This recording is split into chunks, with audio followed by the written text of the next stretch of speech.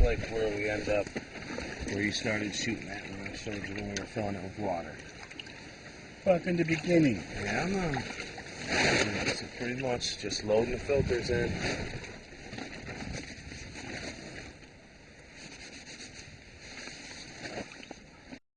And you're going to filter right on through. Yep, I'm going to redo the same mash I did. The same mash I was spinning earlier. I'm going to add some ice to it.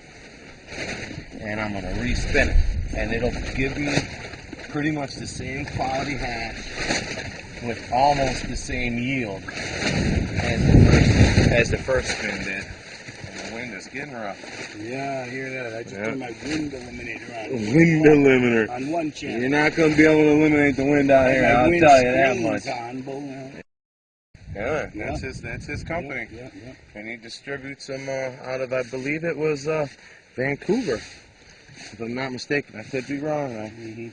And they distribute it out of there, but you can also get it from various head shops in the States. Yeah. Like if you can't get it, like if you don't want to go to Canada to get them or wherever, they're distributed in the United States. I got it from a place called,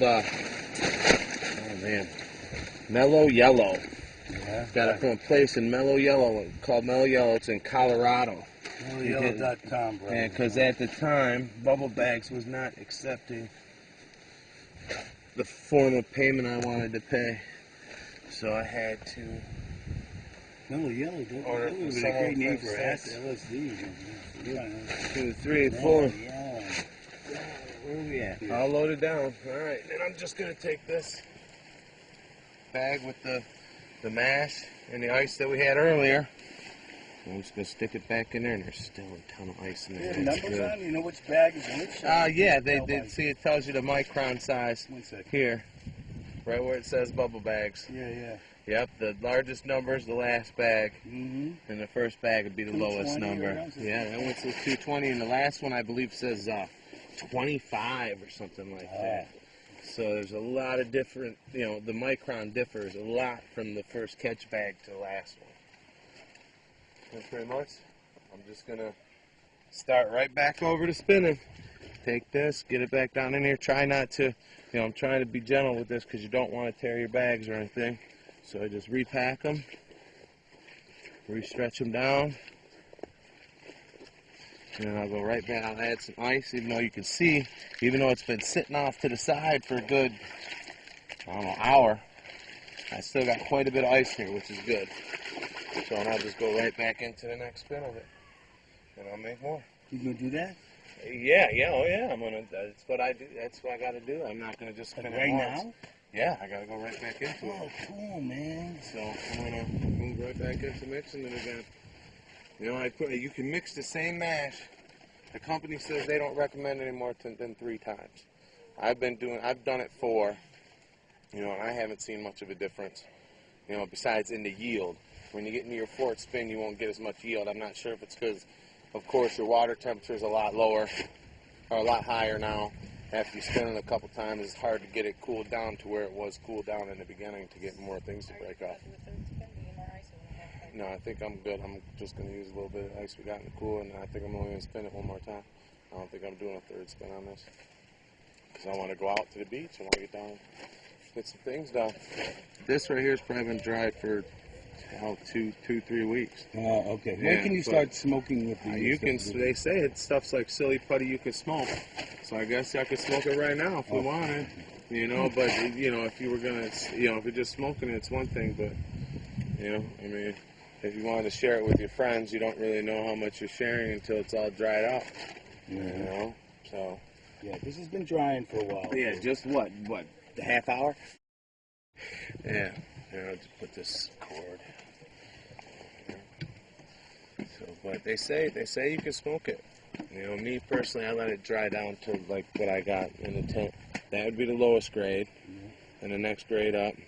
This is pretty much the mid grade. This is the yellow bag, the third hash bag, and you got the 4th hash bag and the 5th hash bag. So this would be your highest. This would be your highest quality. And if you look at it, you can just see how smooth of a texture it is as compared to the other ones. And where do you get these? Oh, they come with the bags. They take the come with, yeah. I just was flipping that over. Thought it might be. I'll get a A little different So shot. the best one's on the bottom. Yep, this is the highest. This is the highest grade. And this is the lowest grade. And like I said, this one's the biggest yield. This one gives you the most, and it's a mid-grade quality. Don't get me wrong, this is a very good quality. This is what I smoke with, you know, almost everybody down here, and everybody loves it. You know, and the different, if you use different mash, or different ganja, it gives it a different color. It gives it a different smell. It gives it a different taste. You know, so.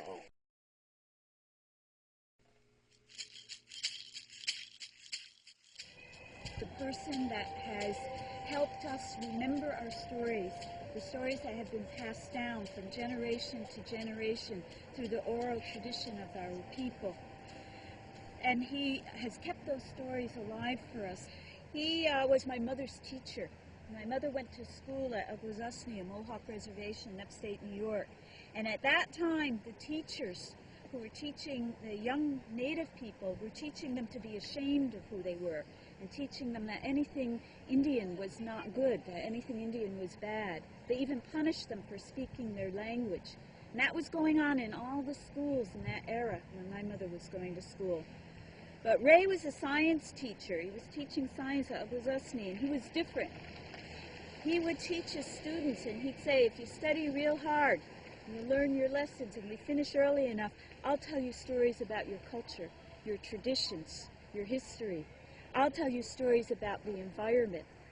And on weekends, he would take his students on trips to see what people were doing with their lives. And he said, you can do things like that with your lives as well. Don't let anyone tell you that you can't just because you're native. He taught his students to be proud of who they were. And when he retired from school teaching, he built a museum in the Adirondack Mountains called the Six Nations Museum. It's still there. It's open in the summertime. And when Ray was directing the museum, he would have us sit down on benches just like you are now and tell us stories. And then later on, when he retired from that, his son would do the same, his son John Fadden. And sometimes John's sons would tell stories there at the Six Nations Museum. It's located in Onchayota, New York, in the Adirondacks. So thanks to Ray, one of our respected elders, we still have our stories and our traditions and our history to pass down to anybody who's interested, to our young people, to native people, to non-native people, anybody that wants to hear them. So thank you for bringing this with you so that we could see a picture of Uncle Ray. He's 93 years old now and lives up at Akwesasne.